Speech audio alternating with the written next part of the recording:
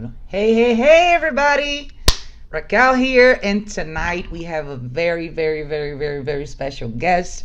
This is my dear Kim Thompsen from Hope2k9 Foundation, and tonight she's here to talk to us a little bit about the rescue world, with the training world, with the ups and downs, and the emotions, and the rehoming dogs, and what goes wrong and what goes right. I mean, this woman is special, and I'm so privileged that she gave me this slot of time to talk to her a little bit. I've been following Kim for a long time, and I've learned a lot, not only on the business side of dog training, but the personal side of things. She's special. She really is. And she has a way to speak to people about everything. And I think one of the most important things about Kim is that she knows how to bring all the personal issues that are entangled with the dog training and the dog rescue, and she's so experienced in that. I mean, I think Kim's been doing this for over 20 years, and I don't know if anybody has this knowledge all together in this huge basket. So Kim, thank you so much for being here. And I want to let you start with let's start with this mix of things, right? I think tell everybody a little bit about the foundation and what you do, and so we go a little bit deeper into that, because the rescue world is such a huge world to talk about. There's so much to talk about. So let everybody know a little bit about Hope2k9 Foundation and what's going on there. Sounds good, and thank you for that incredibly generous introduction. I feel exactly the same way about you. So it's an incredible honor to return the favor that a lot of my mentors and colleagues have shown me in sharing conversations that I felt were powerful and relevant to supporting our industry and our niche, and also just our own development, right? Because when we sit down and get together and we talk through some of these things, not only are we efforting to help other people in having maybe their eyes opened and becoming more aware of best practices and ownership of how they put into the system, but what we're also really doing, which is even more important in a lot of ways, is we're affirming what we know for sure, what we stand for, what we believe, what's the right thing for us to do. And that really has a ripple effect well above and beyond the singular broadcast of the conversation. So I really appreciate what you're doing, and I know the power of these conversations no matter what, because of what they do for us, as well as certainly people who are listening that want to get involved and are maybe intimidated or have had a bad experience,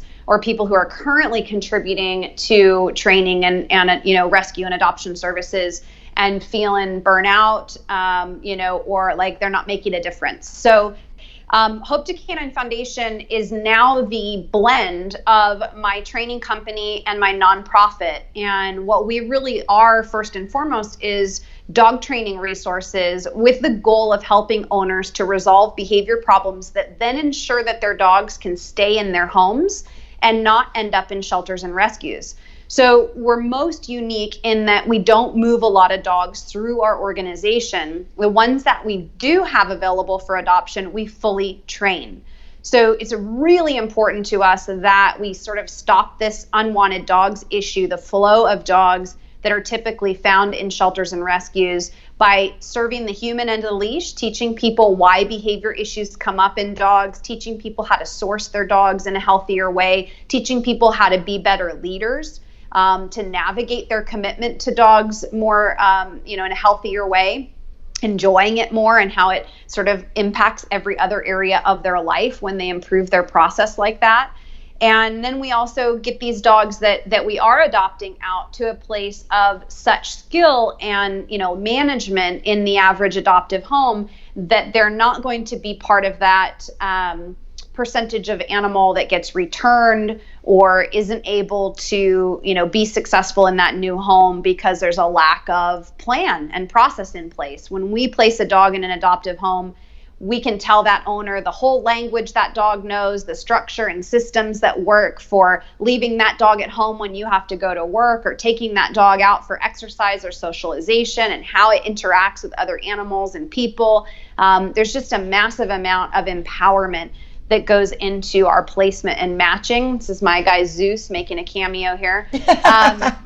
And that really has become something that's pretty darn powerful and unfortunately rare in the rescue realm. So definitely looking forward to digging into that part of the conversation a little bit more. But, Hope2k9 is a small team, but we really have a big impact in a lot of ways because we know how to harness the virtual realm and share conversations and training resources and support with people online and via one-on-one conversations through Skype or, Zoom calls and coaching that way, phone calls.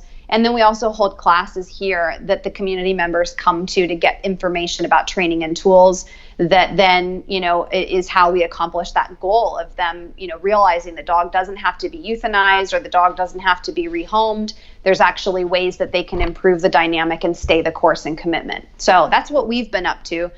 We are a training company as well and work with private clients, especially on pretty heavy cases. We've kind of become known in our area for dealing with severe anxiety, reactivity, animal aggression, things like that. And so even right now, the kennel that we, the dogs in the kennel that we have right now, 3 in particular, pretty heavy cases where these dogs are, unhealthy from the inside out. Their behavior is pretty severe and significant, and it's kind of a last stop for them. So we do work with clients on the private side who recognize that there's solutions and answers to staying the course with their dog, but that they need more professional support. They need a more intensive coaching and behavior, training program, and we'll do that and walk through that with them as well.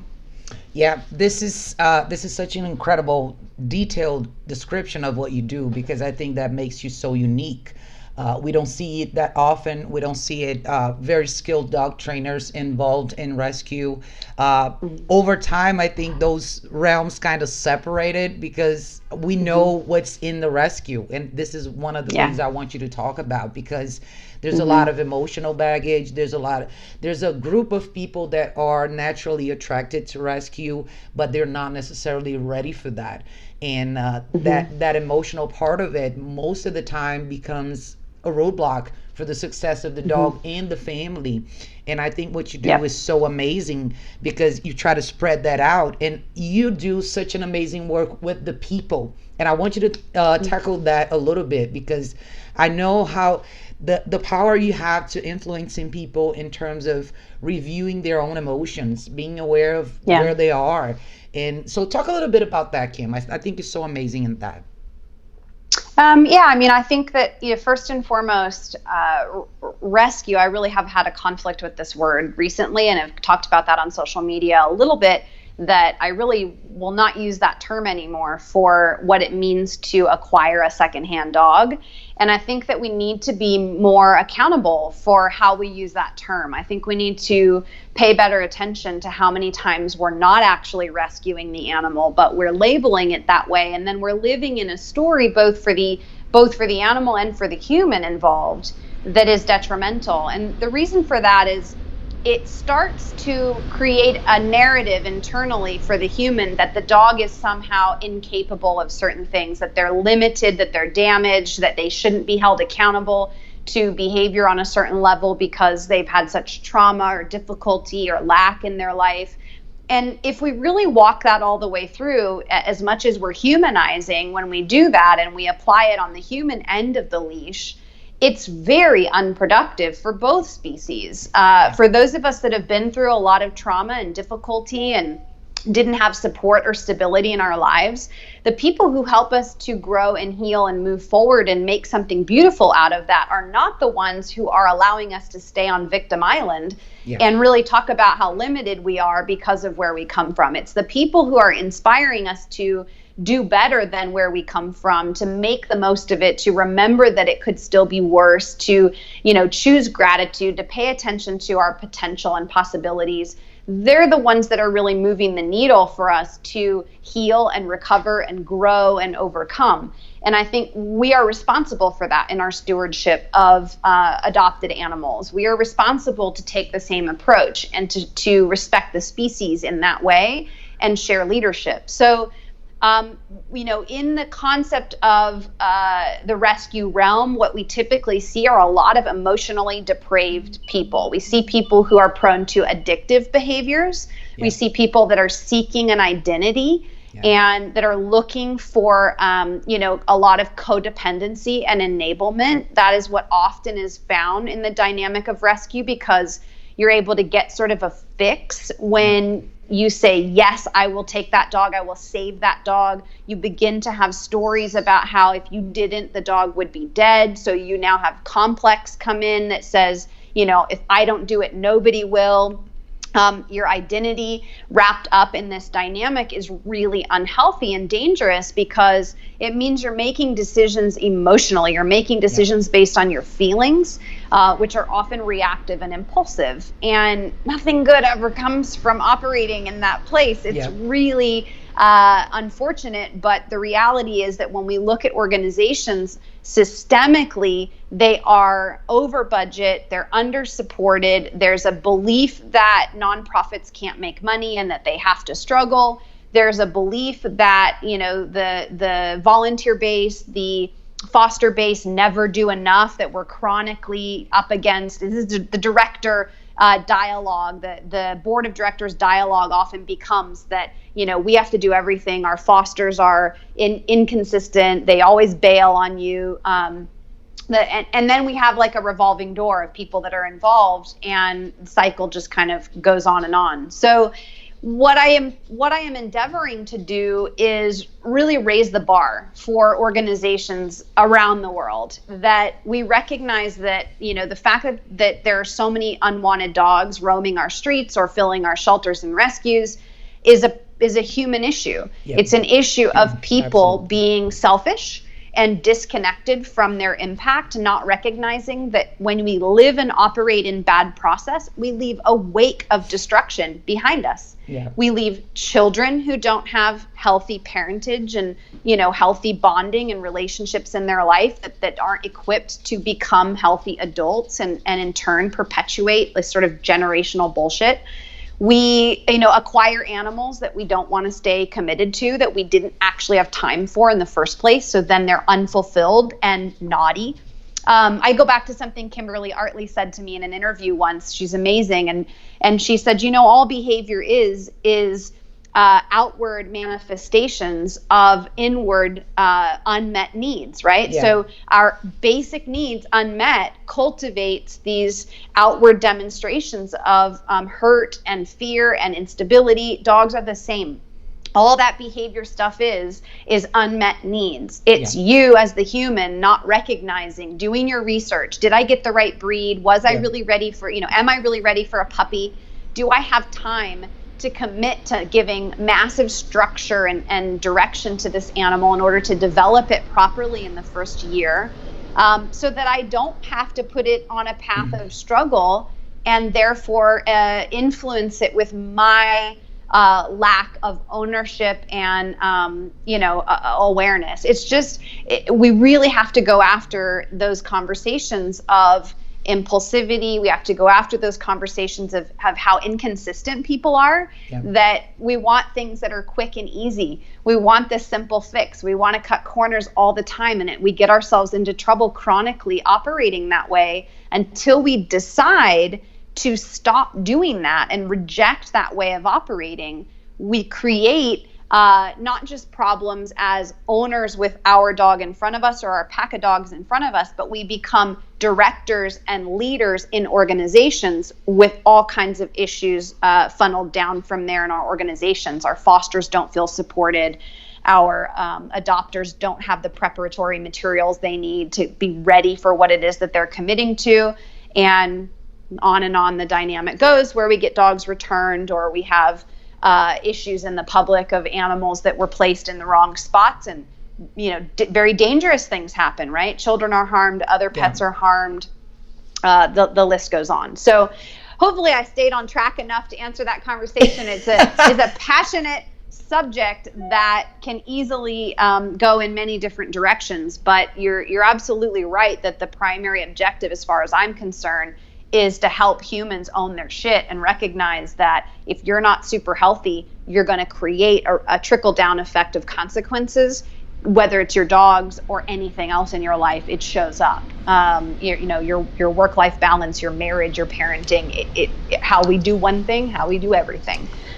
It's awesome that you touched on that because even us as dog trainers, like me, I don't do rescue. I mean, I've been involved with some rescue groups here. It's very difficult. People are not organized. There's a lot of emotion involved, and a lot of these dogs have a tragic end.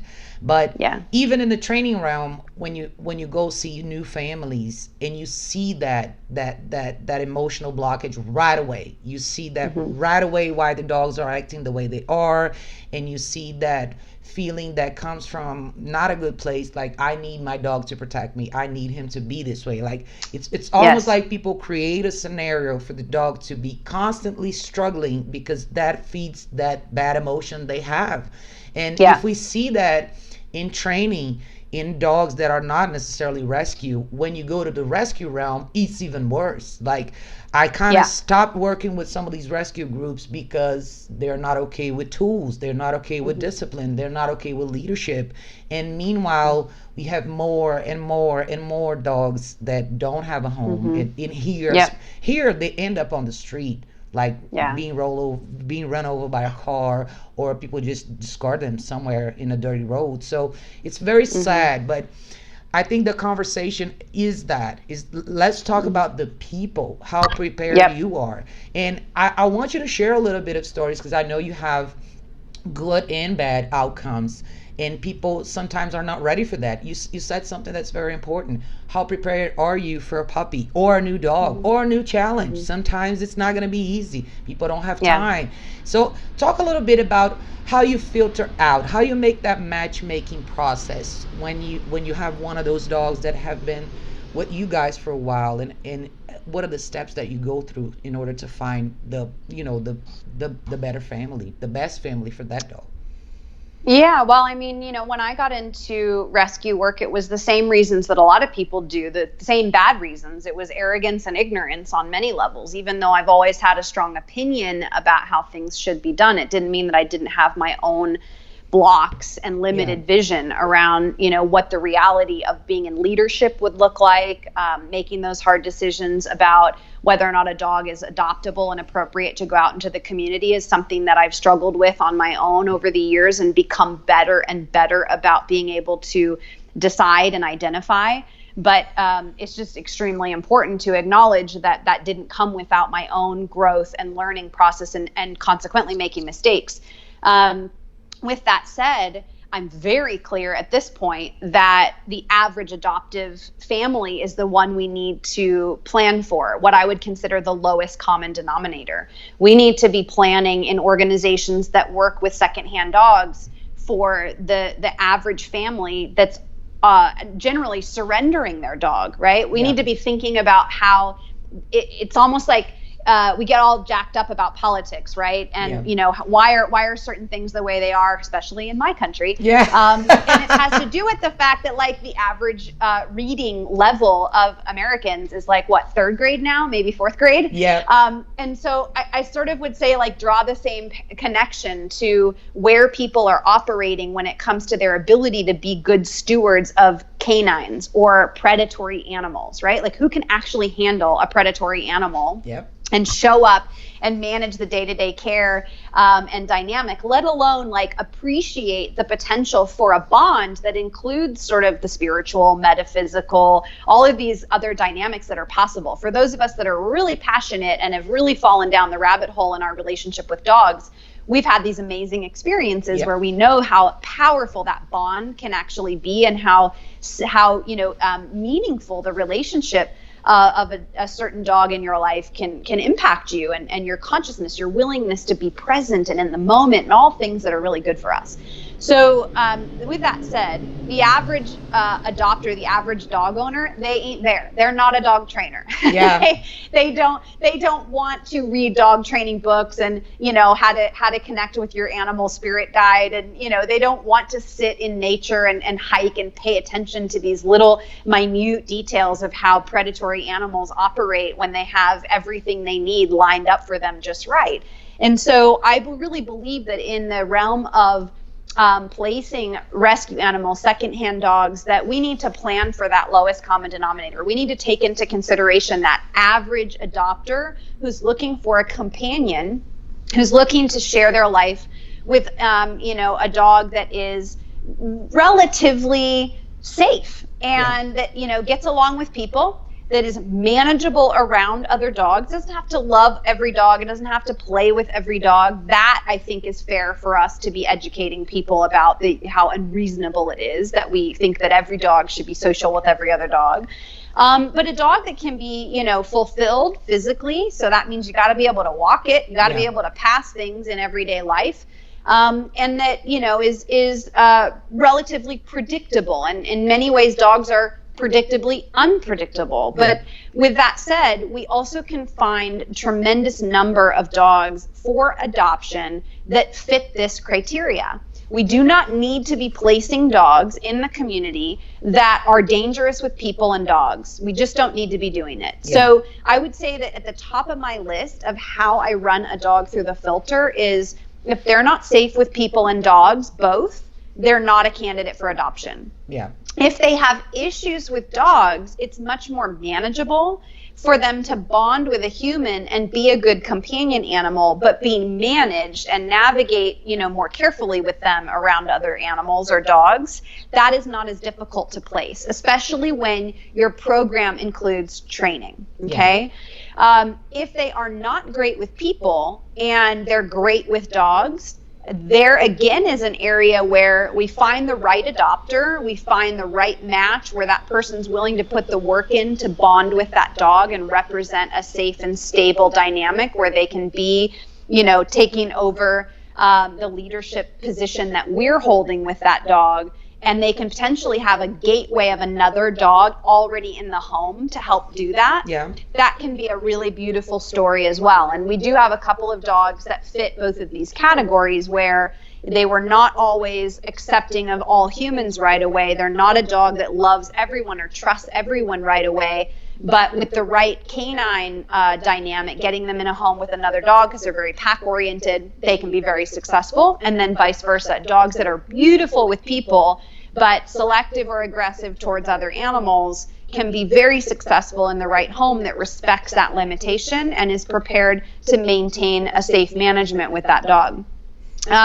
So that's kind of the top of the list for me as far as how I work through eligibility. And I have had great success with dogs that had to fall into one of those categories. Overall, though, I really believe that going forward, it's super important to have a higher bar, that we're finding those dogs, selecting to invest in those dogs for adoption that are, good with people and dogs, that accept other dogs into their life, that can be tolerant of other dogs, that are not, readily going to be defensive or, intolerant of other dogs, and certainly not aggressive.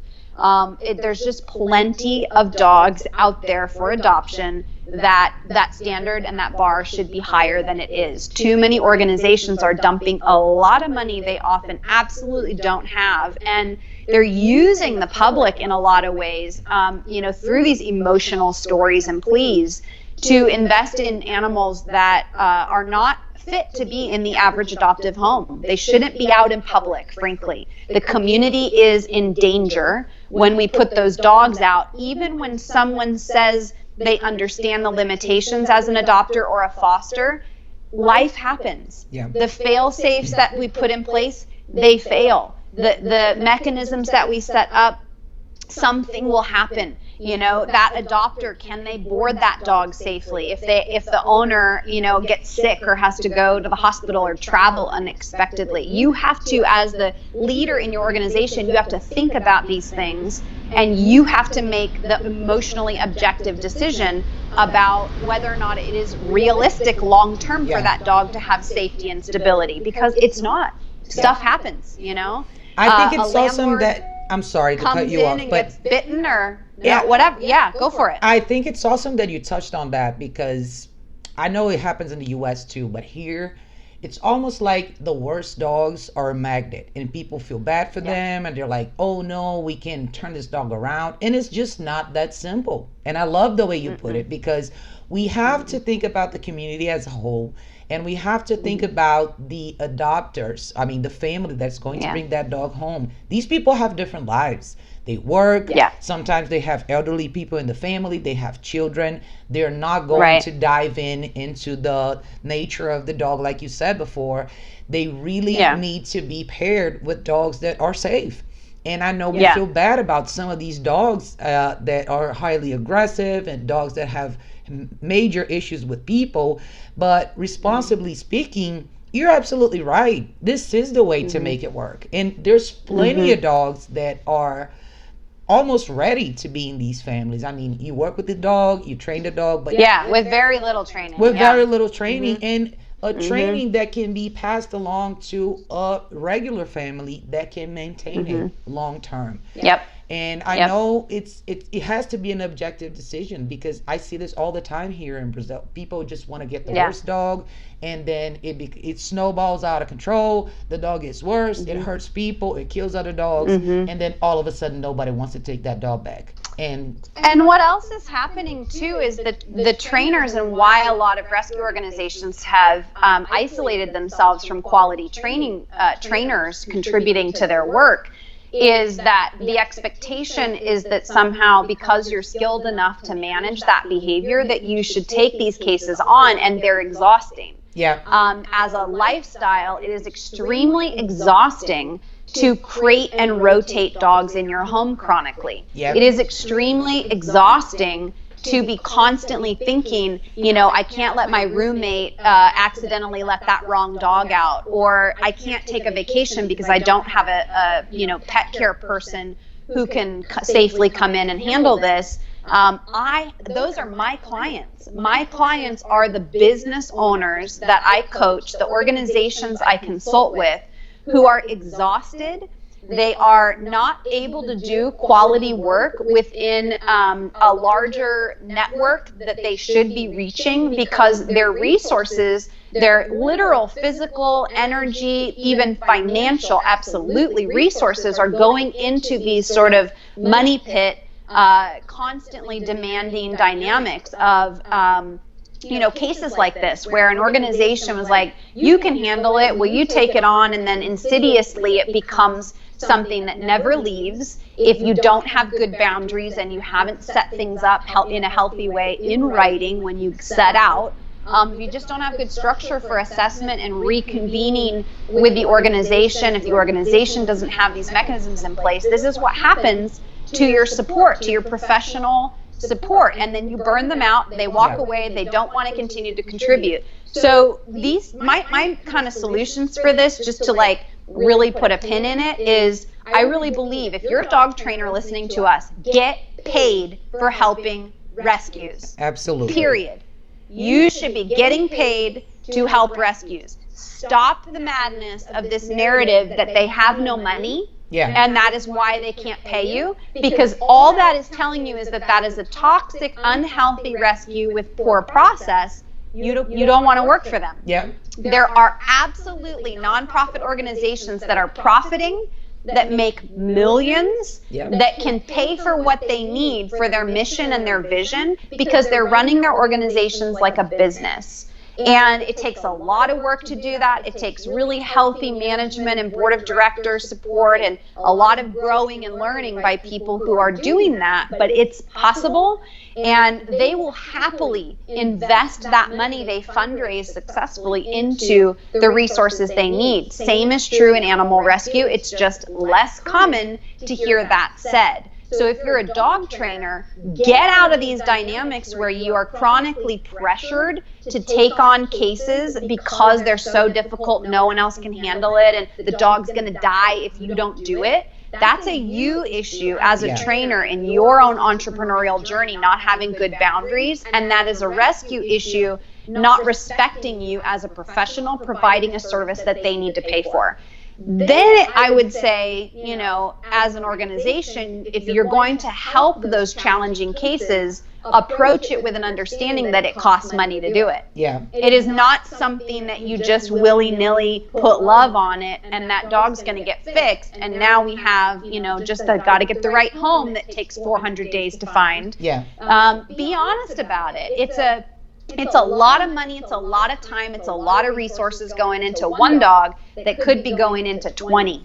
and raise the bar and become more particular about what it is that you consider a good candidate for your program, so that we stop perpetuating pulling these cases that are draining our resources and then isolating ourselves from the professionals that we really need. One thing that we do within our organization is that the dogs that are in our program in holding, as in they've already been trained, they're ready to go out for adoption, is that when our organization closes for what we call a block week, we take a break every other month basically for 5 or 7 days, we pay our fosters to take that dog during that block. Yeah. So if you foster for our organization, number one, we can tell you the blocks we need a whole year in advance. So we can say, great, thank you for volunteering and wanting to help us. Would you be willing to commit to a week in October or a week in June? And here's the dates. And you as a foster can plan and anticipate,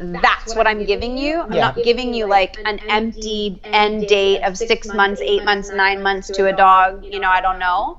You also get a dog from us that's already been trained. So you understand how to work with the tools, maintain the language, the structure, the dynamic.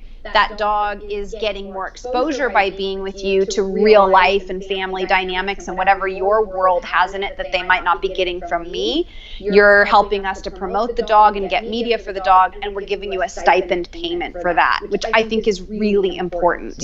And that's worked really well for us in finding quality people to maintain the work we put into our dogs. How many times do you hear a rescue organization complain about their foster base not supporting the dog being its best self, right? Or the following the rules that you have for it? Well, that is a systems and structure issue within your organization. It's not your foster's problem. You didn't train them. You didn't set that intention and that bar, and you didn't equip them to be able to do that for you. That is all fixable. So I oftentimes find myself talking with organizations about how to do that, what the solutions are, and then get those tools in place to change that dynamic. It's amazing how much more effective you can be when you slow down and clean that stuff up in order to speed up and move forward better. Wow, this is incredible, Kim. This is we need it so much. One of the reasons why I wanted you here tonight is so that people here in Brazil listen to you and see how things can get done smoothly. It doesn't have to be a struggle. You can have partnerships with people like your fosters, your trainers. Yeah. It's all a partnership. Everybody's working together in one way or another to 100%. Yep. I love that. Partnership, collaboration, true community. If we are working against each other and we have leadership, complaining that we're not getting what we need from the support members in the organization, we're only creating more isolation and disconnect. We're only burning people out and putting a bad taste in their mouth. And that was the other thing I was going to say about adopting out crappy dogs is you give a bad name to adoption. What actually is happening is people are out there, adopters, that same average person that I described earlier, they're out there going, I don't want to rescue. I'm going to buy a puppy because I rescued a dog once and it was a nightmare. So it's really important that we have crazy good boundaries and that we have a really raised bar about the standard of what constitutes a good dog, so that we attract adopters to create a successful and positive experience for them that they want to do it again. Right? Like that should be our MO. That's good business. Like sell them a good product so they want to come back and buy it again.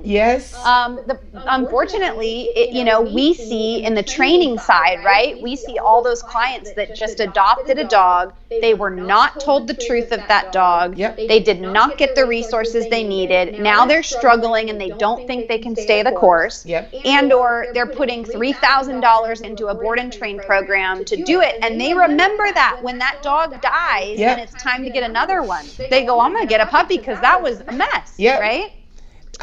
So this is a big part of it for sure, is if we really want to see adoption be popular and positive, we need to make it popular and positive. We need to make it a situation that gives a good experience, that feels good to the adopter to go through, that teaches the next generation of children that good dogs can be found secondhand. And that means being much pickier about what we constitute as a good dog. Yeah. Much pickier. I have one right now that we are on the fence and performing some assessments about that might not leave our organization. And, you know, she's cute as a bug's ear, and she's got some friends in our organization among the people that love her, but she's not meeting the standard, man. And it's frustrating, but she was feral. She was a stray dog. Who knows what where she came from, what she didn't get. You really have to disconnect yourself from the story and make the decision that is healthy and right for keeping that dog from going down a path of getting herself in trouble and being in a dog fight or getting dumped by somebody who's too embarrassed to circle back and say, I can't do it. Like on and on and on. You know, if I adopted her out to somebody who had the perfectly right home that could never expose her to another animal, what if that animal comes into their property? Yep. The owner of that other animal doesn't care that they're in the wrong for not having control of their animal. The news story is still that this pit bull type dog killed another animal. We have to be honest about this stuff. We have to take responsibility to stop the madness and quit perpetuating these situations. For sure. It's incredible how you're describing that, because in one way or another, a lot of people call me a pessimist because I make a lot of videos bringing a lot of alerts like this can happen, that can happen. Tell them the truth. And people are like, oh, you're discouraging me to get a dog. I said, no, but I want you to be aware of the possibilities.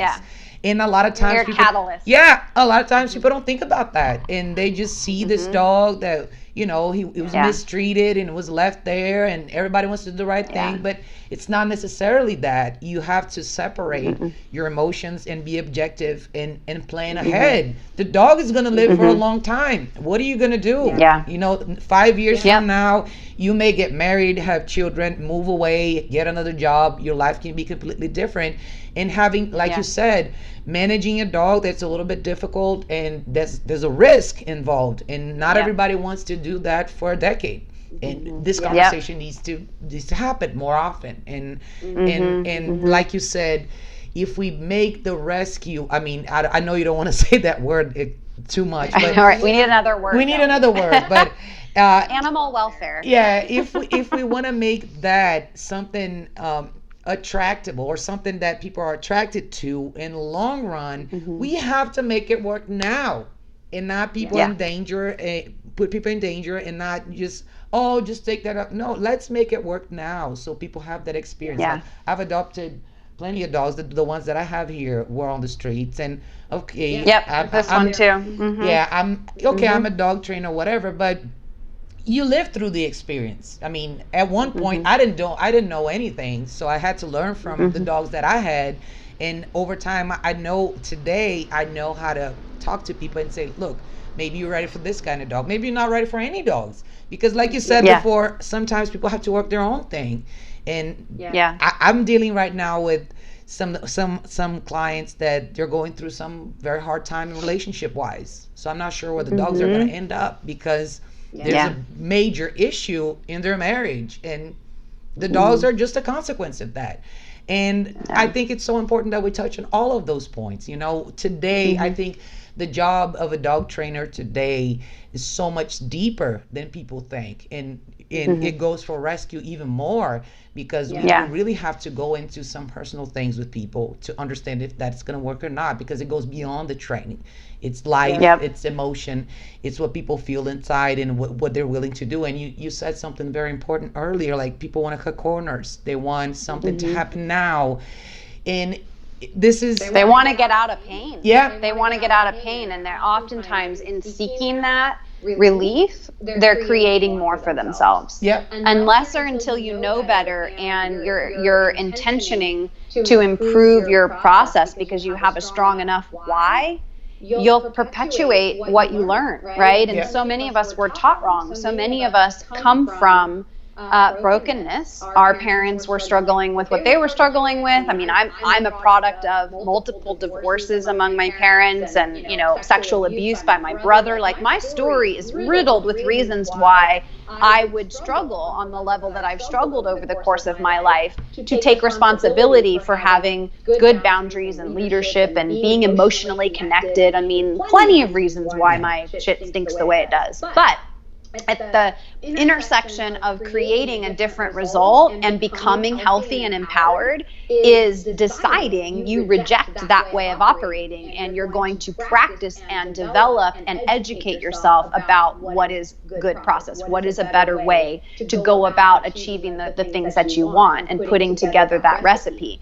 And that is really hard work, let me tell you. It's exhaustive, terrifying at times work. And most people aren't willing to do it. And so what does this have to do with dogs? It's exactly as you said. If you got into a marriage relationship with your baggage on board, and inside that marriage you continue to operate from that baggage and thought a dog distraction will make sense right now, then now you've layered on another reason, to feel stressed, worn out, financially you're frustrated because the dog gets sick or injured and now there's that bill, or it needs training, and you didn't plan properly, and you were already somebody who was not leaning into your human partnership in a healthy way. So you're talking less, you're fighting more, and the steamroll goes towards these dynamics of we can't do it anymore, we shouldn't be together, and now the dog falls through the cracks. So this is why, you're spot on about dog trainers are really therapists when they're doing their job well. And unfortunately, for those of you that are owners that are watching and listening, not all dog trainers are working with that intention in mind. Not all dog trainers. In fact, there's a lot of really terrible dog trainers out there who will take your money and leave you with not the result that you need. You must learn to be a good detective of what is a good relationship to enter into in this area. But one big clue is going to be, does your dog trainer tell you they can fix anything, no problem, and tell you that they can do it within a guaranteed period of time? Because good dog trainers know that that's just not how it works. They know that not only are they working with your dog, they're working with you. They are getting you on a path and a process to healing the relationship or building the relationship. That takes time. It just does. There's no way around that, right? And that there's no 100% predictable outcome of what that will look like in every single case the same way. So that's just one tip for you owners. But be coachable as an owner is the other thing. Really recognize that you're struggling with your dog and you've not yet sought a trainer solution, or you're working with a trainer and you're feeling like, ugh, they're making me do stupid stuff that feels not related to fixing my dog. Just trust the process, be coachable, be open, and understand that it's like the systems of the body, they're all interconnected. You can't separate them. Nervous system, digestive system, musculoskeletal, you cannot pull them apart. They're all impacting each other. And that is the case with your process. It's in everything. It's affecting everything. Whether or not you are the type of person who, is a good finisher is going to influence what's going on with your dog and the results you're going to get in training. So you've got to trust that process that your, if it's a quality professional trainer that's working with you, they're picking apart everything in order to put it back together the right way for you. It's what's necessary. It's what's necessary. And for you to respect, that your dog is an individual in that dynamic, as are you, means what you can get as a result and how quickly is influenced by that. It's not just snap your fingers and we got you squared away. Sometimes we can surprise our clients, right? And we can give them really powerful insights that crack them open, and it's like, man, they're on their way, and we get to watch these incredible breakthrough success stories that are just really heartwarming and powerful. I have one right at my feet right now, in fact. A senior dog, Dublin, that we trained a couple years back, and just an amazing potential was sitting there waiting in what looked like a terrible disaster of a dog that was, already quite old, and things surely wouldn't, change that much. Their family is so happy they got control of their home back. They love their life with him. He's alive, so many great things, and didn't really have to work that hard to create that result. Other dogs that are currently in the program, holy cow, like they're going to be a work in process for their entire lives. Yeah. And it's hard. A lot of, there are a lot of variables that we're up against for sure. But be coachable, trust the process, and know that, nothing is off limits. If you're working with a good trainer, you need to let them speak into all areas, how you parent, what your marriage dynamic is like, your work life. Like, I have to go there. I have a lot of conversations. Like I only work one-on-ones because my apartment's small. I can only do one board and train at a time. So most of my clients, I go to their homes. So it is a very invasive process. You get into their lives, their homes. You get to know them, the family members. I've had conversations with the mothers, the grandmothers, the children. And sometimes you don't really do much with the dogs. Sometimes it's just that part of the job is so dense and rich and needs to be worked on. And sometimes you have to sit down and have a conversation and understand what's happening with the wife or with the husband. But this is so important. It's like you said, being coachable is a part of the process for the client to understand that it's a lot more than the dog.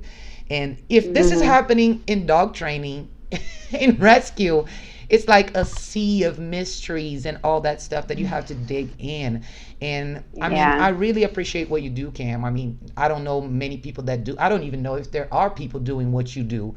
As far as I know, it's pretty rare. It's pretty rare, and you even talk a little bit about that thing you do. I think it's every Saturday or once a month. You do that training with the people that rescue dogs. They go into your ranch. Is that how it works? Yeah, so I think Hope for Hounds is the class that you're referring to that we offer once a month. It's one of the things that our organization does to serve our mission. And so it's free dog training and support for anybody who's struggling to come out and get access to trainers, to get advice, to get hands-on coaching and direction, how to implement tools and strategies to resolve behavior issues. And we host that every third Sunday at 12 o'clock. It's always happened no matter what the holiday or weather is.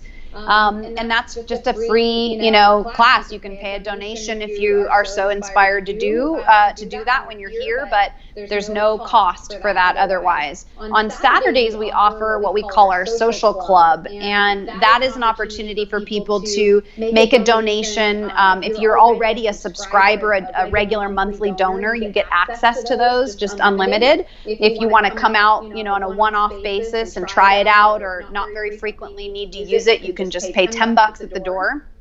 And that is socialization specifically. So that's where we're working to get your dog, off muzzle, off leash, hanging out in a big pack of dogs on the property and experiencing what they really should know as socialization, which is just tolerance and coexistence, not rough, crazy play and pushy, bratty, behaviors, not having high arousal and activity going on necessarily. It depends on the group. Sometimes we've got a good group and they can play and they have a lot more freedom and opportunity to go into that higher level activity. But for the vast majority, this is a controlled, policed dynamic where you can bring a heavy dog that's got some shitty behavior potential, and you can bring them in and expose them to a positive experience and start to rewire how they feel about dogs. And these are really powerful moments for dogs that are otherwise reactive on leash, have had experiences that have created a lot of defensive fear or flight behaviors because they were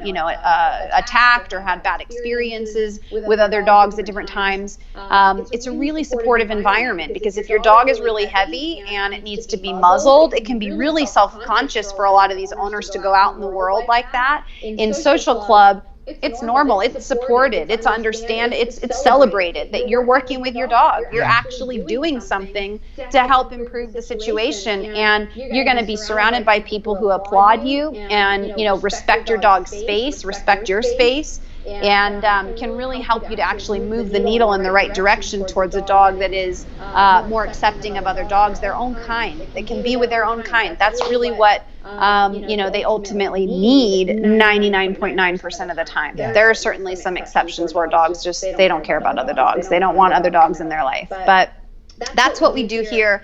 Kind of the two main mechanisms that we feel really support behavior modification is having access to those experiences of social club and the community class, where there's a lot of action and struggle, and you can bring your dog out and proof them and work them around it and increase your sense of confidence and control in a dynamic that's supportive, where you can, manage things a bit better than, say, out on your walk in your neighborhood where a dog might rush you off leash. So great experience. I highly recommend it for any organizations that are trying to keep dogs in their homes, actually stop the flow of dogs that need to come into shelters and rescues. Yeah. Owners need these platforms to become comfortable with the concept of certain tools. Owners need these experiences to become familiar with you as a professional trainer in order for them to feel more confident in signing up in private programs. Owners need these solutions because the only other way to socialize their dogs in their mind right now is off-leash beach, the off-leash park, hiking where they might run into other animals. And they're frustrated, they're overwhelmed, they're intimidated, and it's not getting them where they need to go. So put these solutions together, these pack walks. I know you do pack walks too, I think, right? That's a great way if you don't have a facility or a place that you can collaborate with someone else to have access to an enclosed area. Pack walk. Yeah. Offer a free pack walk. It's really powerful. And guys, pack walking is 2 dogs or more. Yeah. You can meet up with one friend, 2 other people. You don't need to have a huge group like we often do. You can accomplish the same goal, have a powerful influence for these dogs and their owners in a very small number of people. And it's just all about quality. Yep.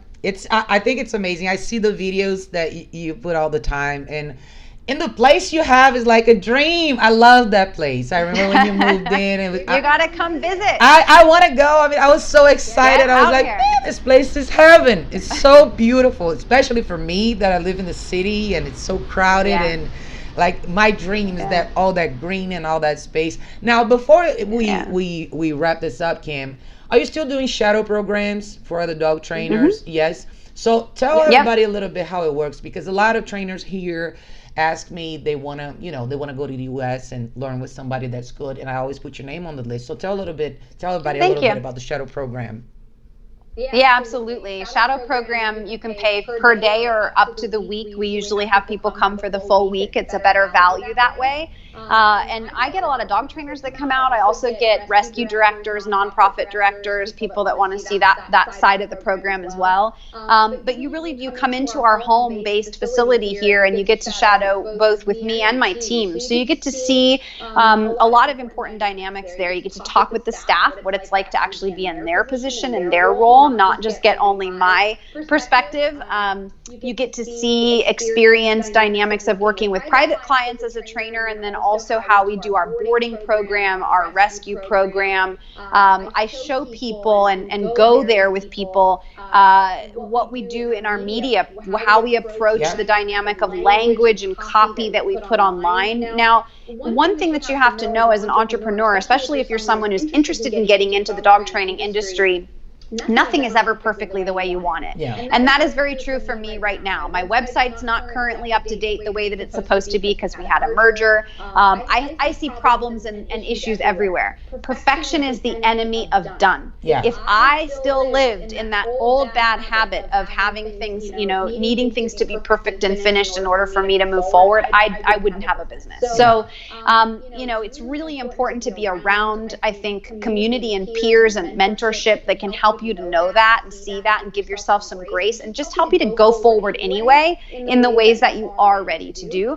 But also then we can talk about, staving off the mistakes, the issues, the consequences that I experienced early in my business journey or in my nonprofit journey that are avoidable, pitfalls that you might, experience as a trainer with client relations and things like that I can save you from. So we kind of get into everything. Nothing's off limits. That's just how I live my life anyway.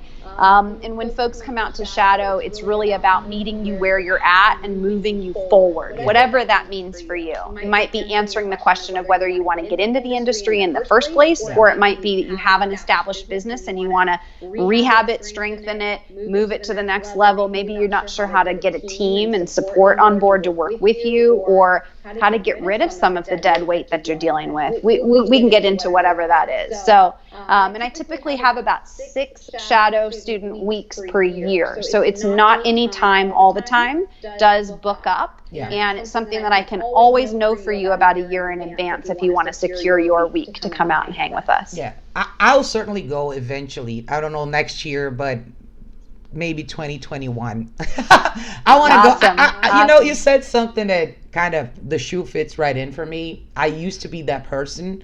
I didn't want to do anything until it was perfect, until kind of life shook me up and said, you know what? If you don't do it, you know, it's never going to happen. So I can relate to that. I can relate to so many things you said and you do. And I can't praise enough Cam, because even though we never met personally, I mean, physically, I've been following her for such a long time. And she is really that unique. She's someone that's going to teach you from dog training to dog rescue to personal development to anything. I mean, she's just someone nice to talk to, and you have so much knowledge. I mean, overall, we could sit here and talk for 3 hours and still be a lot to talk about, because we'll do it again. We'll do it again. Before you go, let me show you guys the website if you guys want to check it out. This is Hope2k9 Foundation. Cam is working on it. It's going to be a lot more stuff in it. You can donate if you want right here. You can go through the website and see everything that she does. She is amazing. She's unique. There's very few people in the world like her, if there is more like her. So if you guys are interested in learning a little bit more, sorry guys, I know you guys left some comments here. I didn't want to interrupt because I don't have a whole lot of time with Cam, so I just wanted to put all the content here. But I'll make sure I'll read all your comments later, and I'll put her link to the website. Follow her on Instagram and on Facebook. She shares a lot. Not a lot of people do what she does. Not a lot of people share the nuggets and the pearls that she will put out there all the time. So make sure you follow her. She's amazing. Thank you. Cam, thank you so much. It's been a real pleasure, and I'm super honored to share time with you and the conversation. And like I said before we started launching the live, I really believe in these conversations, and in the work that you do to get to this point production wise is so valuable. People really do take away a lot from being able to see and experience this insight and information. And so thank you for doing it, because I've been in your shoes, and it's like herding cats sometimes. And so I always believe in saying yes and paying that back, as people have done for me, and I will always be available for you. We can absolutely continue this conversation. There's a lot of legs to it for sure. So I encourage everybody to really get your questions answered. Absolutely. Come and hang out at any time, and you know, message me. We do a segment as well on Fridays, Fix It Friday, where I will get on split screen live and chat with you and laser coach you. So if you are somebody who's in one of those categories we described that would like some feedback, an owner of a business, a dog owner, someone who's in the nonprofit realm, hit me up. I'm always happy to spend the time together and share, just like Raquel has done as well, because I know how valuable it is to the people who watch and hear, and that they're paying attention. So thank you, friend. I appreciate this. Thank you, dear. You're awesome. Thank you so much. Anytime. Bye, everybody. Thank you so much for being here. And make sure to check the podcast. It'll be available tomorrow. Sounds good.